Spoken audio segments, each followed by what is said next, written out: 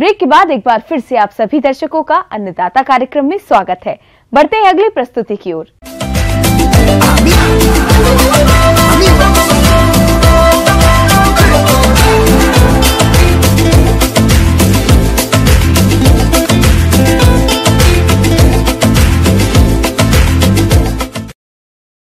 हमारे प्रदेश में बहुत से किसान भाई खेती के साथ साथ गाय भैंसों का पालन करते हैं, लेकिन आजकल इन पशुओं में बार बार गर्मी में आने की समस्या देखने में आ रही है, जिसकी वजह से पशुपालक भाइयों को आर्थिक क्षति का सामना करना पड़ता है। तो किसान भाइयों, यह समस्या गाय भैंसों में किन कारणों से होती है तथा इसके निदान क्या हैं? इस बारे में उचित सुझाव दे रहे हैं राज्य के पशु चिकित्सालय गोविंदगढ़ जयपुर के पशु चिकित्सा अधिकारी doctor Vinod Agarwal.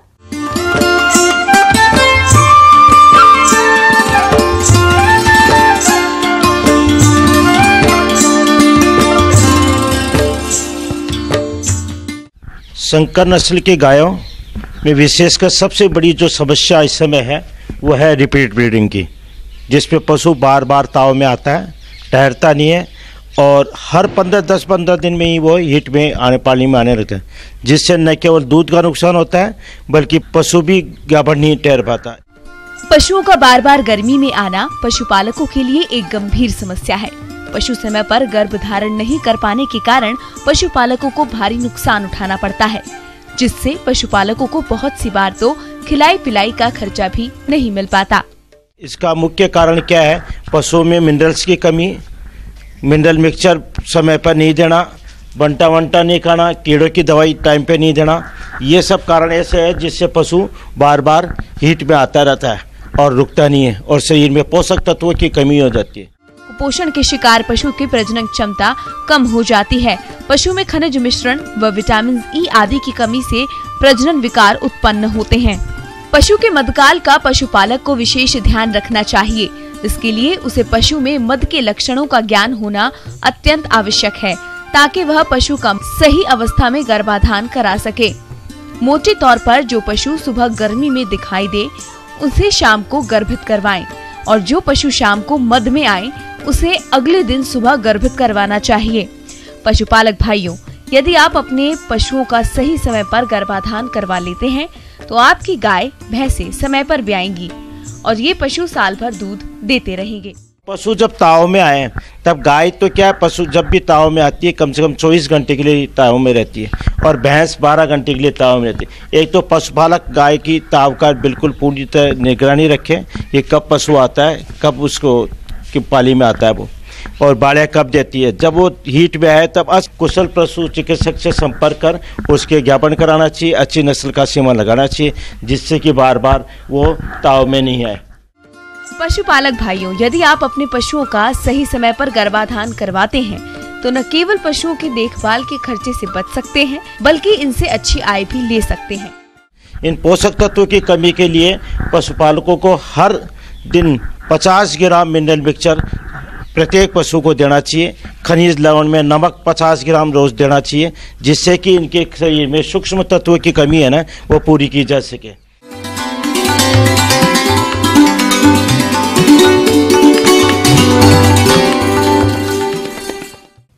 John Deere अन्नदाता हेल्पलाइन निशुल्क फोन संपर्क सेवा के माध्यम से आपके द्वारा पूछे गए प्रश्नों में से एक या दो महत्वपूर्ण प्रश्नों को हम अपने कार्यक्रम में शामिल करते हैं। इसी के तहत आज का चयनित प्रश्न और उसका जवाब इस प्रकार है। आज की अन्नदाता हेल्पलाइन में हमने जिस प्रश्न को शामिल किया है उसे पूछा है गांव बम्बू जिला चूरू के राजाराम ज्ञानी ने। आपने सूक्ष्म सिंचाई पद्धति पर जानकारी चाहिए है तो इसके लिए देखिए कार्यक्रम का यह अंश।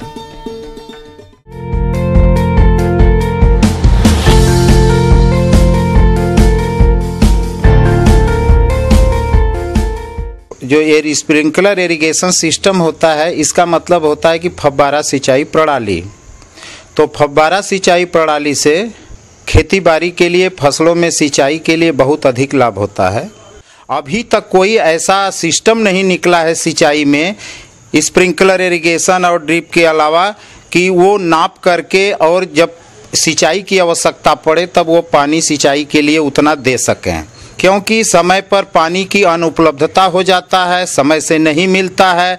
इतना पानी फसलों को किसान उपलब्ध करा देते हैं कि फसल अस्वस्थ होने लगती है, उपज बढ़ने के बजाय घट जाता है। को देखते हुए वैज्ञानिकों ने फव्वारा सिंचाई प्रणाली यानी स्प्रिंकलर इरिगेशन सिस्टम का इजाद किया है, जो कि बहुत ही हाईटेक एडवांस टेक्नोलॉजी सिंचाई की फसलों के लिए है।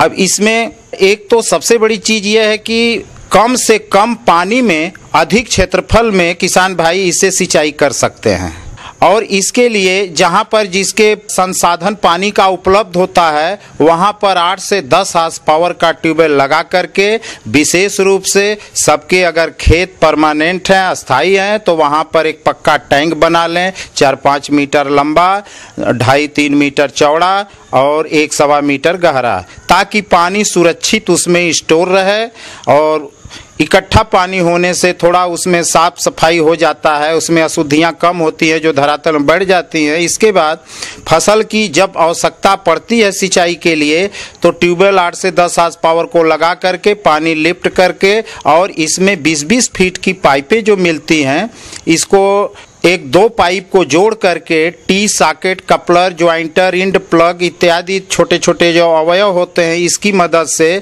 मुख्य पाइप, लेटरल पाइप और पुनः शाखा जो सब लेटरल पाइपें हैं इनको जोड़ के लास्ट में इंड कैप लगा करके और उन 2 पाइप के बाद यानी 20 फीट की जो पाइप होती हैं 40 फीट के बाद 2 पाइप के बाद इस पे स्टैंड में लंबवत स्प्रिंगदार नाजिल को सेट कर देते हैं और इसको ट्यूबवेल को चला करके जब सिंचाई की आवश्यकता पड़े तब इस सिंचाई इस प्रणाली से करते हैं और इसमें 40 फीट व्यास में पानी के दबाव के तहत घूम घूम करके स्प्रिंकलर सिंचाई का काम करता है।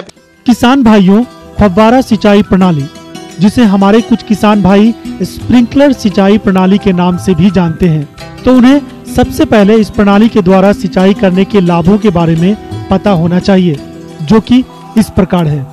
सबसे कम से कम पानी में अधिक क्षेत्रफल में सिंचाई का कार्य होता है और पानी शुद्ध साफ मिलता है। स्थिर पानी को हम उठा करके आसानी से सिंचाई कर सकते हैं और फसल को जब आवश्यकता पड़ता है सिंचाई का तब इस प्रणाली से सिंचाई का काम हम अच्छी तरह से कर सकते हैं।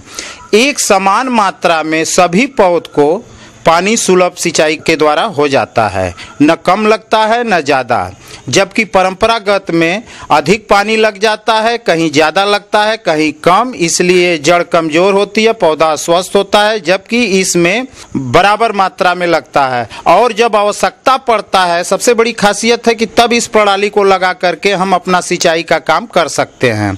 इसके साथ साथ अगर घुलनशील उर्वरक हो, टैंक में स्टोर किए हो पानी तो उसमें जो है 50% घुलनशील उर्वरक जैसे कि नाइट्रोजन के लिए यूरिया देते हैं तो आधी यूरिया की बचत करते हुए इसमें घोल करके पानी और इसके बाद नाइट्रोजन के लिए यूरिया भी साथ साथ जो है हम सिंचाई के लिए दे सकते हैं।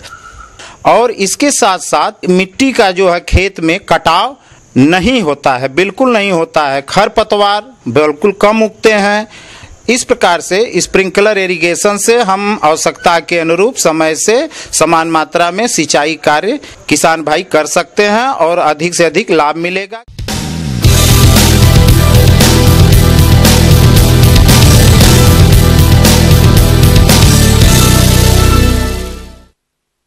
राज्य की विभिन्न मंडियों में कृषि उत्पादों के चढ़ते उतरते बाजार भाव की संक्षिप्त जानकारी इस प्रकार है।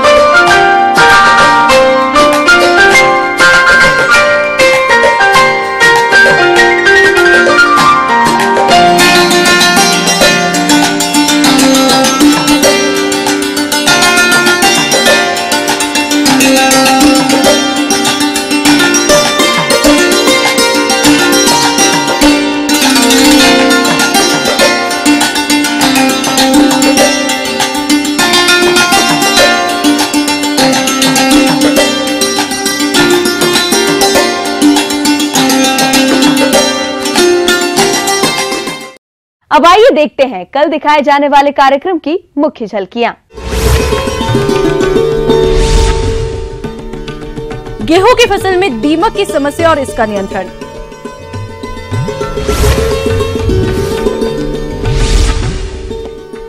कम खर्चे में अब हो गया आसानी से कीट और रोगों का नियंत्रण। हम ये उम्मीद करते हैं कि आज का कार्यक्रम आप सभी दर्शकों के लिए उपयोगी रहा होगा। किसान भाइयों, अन्नदाता आपकी सेवा के लिए संकल्परत है। कृषि संबंधित समस्याओं एवं सुझावों के लिए आप हमें इस पते पर संपर्क कर सकते हैं। प्रोड्यूसर अन्नदाता, ETV Rajasthan, Ramoji film city, Hyderabad 501512। साथ ही आप हमें ईमेल भी कर सकते हैं। हमारा ईमेल है p18annadaata@network18.com। इसके अतिरिक्त आप हमें जॉन डियर निःशुल्क हेल्पलाइन नंबर 180041921555 पर सोमवार से शनिवार सुबह 10 से शाम 4 बजे के बीच संपर्क कर सकते हैं। फिलहाल अन्नदाता की पूरी टीम को इजाजत दीजिए। कल फिर इसी समय आपसे मुलाकात होगी कृषि संबंधित कुछ और महत्वपूर्ण जानकारियों के साथ। नमस्कार।